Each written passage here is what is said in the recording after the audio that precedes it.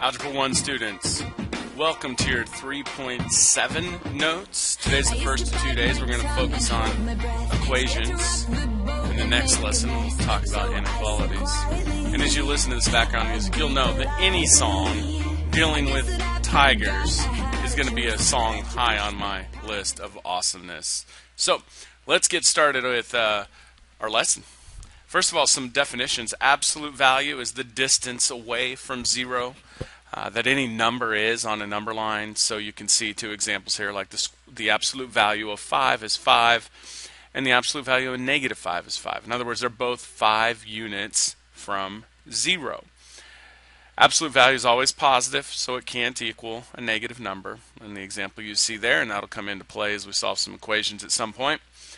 And the process for solving equations of absolute value is first you isolate the absolute value, and then you split into two equations. I'm kind of saying these two things at the bottom here in reverse order, but essentially we isolate, then separate. And the reason we can separate is we know that if the absolute value of x is equal to a, then x could be a, or x could possibly be negative a. From the example above, that would be like if x were 5 or negative 5.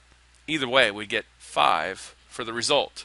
So we have to check both options. Alright, so let's take a look at this. Solve the absolute value and graph the equation. Alright, so this is actually a pretty fast one. It's already isolated. So we'll just go into the two separate equations. It's x equals 3 or x equals negative 3. To graph it, I'm going to go ahead and put a 0 on here, although it's questionable if that's really needed or not. I'll put a negative 3 and a 3. And what you'll notice about this graph is it consists of simply 2 points, nothing more.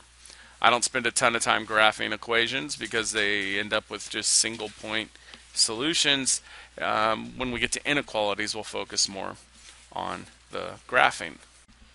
Alright, so let's take a look at number 2. It says that 6 plus the absolute value of g is equal to 17. Now before we can split things apart, we have to isolate the absolute values. So I would know then that the absolute value of g is equal to 11, which leads me to know that g equals 11 or g equals negative 11. Again, the graph is kind of a strange one because we're just talking about graphing 2 points, but it's good to visualize that perhaps and to see that when we talk about the absolute value of g equaling 11, we mean that the distance between 0 and the point has to be 11. Alright, pause the video, do number 3 on your own, and then check your answers compared to mine. Alright, welcome back. You can see my work. Divide both sides of the equation by 3. And that isolates the absolute value, so the absolute value of v would equal 9. That means we could be at positive or negative 9, and you can see the graph down below. Alright, so that's enough graphing for today. Let's take a look at just solving. Again, first step, isolate absolute value. We got to keep that in mind anytime we see these types of problems. Now the nice thing is, since we're starting at more basic problems, we'll complicate them as we go, don't worry. But the nice thing about it is a lot of them are already isolated for you. So I can see right here c plus 3 is my absolute value. So I essentially know I have two equations. C plus 3 equals 4 or c plus 3 equals, were you thinking negative 4? I hope so. We'll subtract 3 from each side over here and solve this one. So we'll get c equals 1. We'll follow the same process over here. Subtract 3. We get c equals negative 7. And you have two solutions. c equals 1 or negative 7. Alright, let's take a look at number 6. Now again, isolation is the key to this. Isolate, then separate. So I've divided both sides by 6, and now I can separate it. So x minus 7 equals 3, or x minus 7 equals, and remember, you're not changing the left side, only the right side here, equals -3. So that would give me x equal to 10. That's by adding 7 to each side. I guess I can show my work like I asked you to do. And we would do the same thing here, add 7. And in that case, we'd get x equals 4. So there are our answers for those two. Again, pause the video, do number 7, and then compare your work to mine.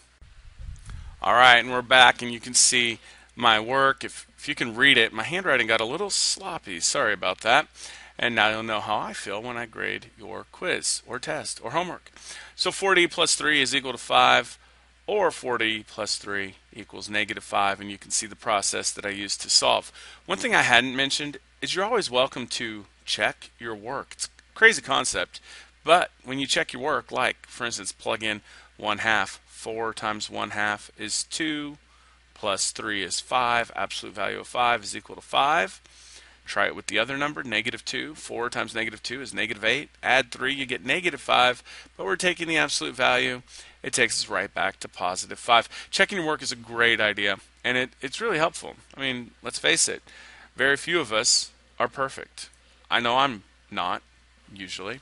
All right, let's take a look at numbers 11 through 13 here. We'll do them one at a time, as is our custom. I'm going to go ahead and subtract 15. Again, remember, isolation, then separation. So v minus 9, absolute value of v minus 9 equals -7. Now this is kind of an interesting situation, and it's easy to skip past this without thinking about what's happening. The absolute value of v minus 9, we know that this term right there is always positive. How do we know that? Well, it's an absolute value. Where this term right here is a negative term. So the question we have to answer is, when does a positive number equal a negative number? And the answer is never. So we'd write no solution. Now, I'm going to keep you on your toes a little bit. If you look at the next one, gave you a little bit of a challenge one, sort of, because we might look at this and see that -2 over there and say, no solution. But you would be missing something if you did that. So I'm going to go -3, and I'll have negative absolute value of c minus 6 is equal to -5. Still looking like maybe it's at no solution, but this negative out in front, we're going to divide both sides of the equation by -1. And now I have the absolute value of c minus 6 is equal to +5. And at this point we can split it up. C minus 6 equals 5, or C minus 6 equals -5. And this is very much manageable. By simply adding 6 to both sides, we get our two solutions. It's either 11 or 1. So don't necessarily jump to conclusions until you've isolated. And once you've isolated that absolute value, that's when you know if you'll find a solution or not. Okay, for our last question, I want you to pause it, give it a shot on number 13, and then see how you did. Alright, and I'm back, and you can see my work on number 13. Multiply both sides of the equation by -3, and we ran into the situation of an absolute value equals a negative number. We know that cannot happen. I will tell you this, if you tried to go ahead and solve that by splitting it into two equations, you would come up with two answers. 6 and -6 would be the two you would come up with, I guess. But the weird thing about that is the only way you can know that your answer is wrong is if you were to plug it back in to the beginning. The absolute value is 6 divided by -3. That's -2, which does not equal 2. So if you're not checking your work, you won't catch that mistake. However, if you're very careful with what you do, you really won't have to check your work. You can catch those mistakes early on. Alright folks, I hope this lesson makes sense to you. I hope that you've learned a lot, or at least a little, and you guys have a spectacular day. Come to class. as I always say, ready to